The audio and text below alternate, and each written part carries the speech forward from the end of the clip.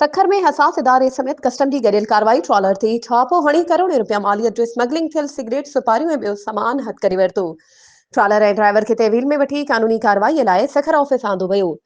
इन ॾस में कस्टम अमलदारनि जो चवणु आहे त गुझो इतलाउ मिलण ते सखर जे बशीराबाद लॻ बलूचिस्तान खां ईंदड़ ट्रॉलर खे रोके तलाशी वरिती वई त ट्रॉलर अंदरि लिकायल सोपारियूं सिगरेट मशरूबात ऐं ॿियो सामान हथ कयो वियो आहे। कस्टम सखर अमलदार सनी मुर्तज़ा चांडियो मीडिया पारां तफ़सील पुछण ते ॿुधायो त पकड़ियल सामान जी मुकमल ॻणप खां पोइ तफ़सील ॾिना वेंदा। पकड़ियल सामान जी ॻणप करे रहिया आहियूं, जंहिं जी रिपोर्ट कस्टम हैदराबाद ऑफिस खे ॾियण बाद कलेक्टर कस्टम हैदराबाद जे हुकुम खां पोइ मीडिया खे मुकमल तफ़सीलात ॾिना वेंदा। इन सिलसिले में कस्टम ज़रियनि वटां मिलियल ॼाण मूजिबि पकड़ियल सामान खे मार्केट में विकिरो करण लाइ आंदो पियो वियो त इहा कोशिश नाकाम बणाई वई।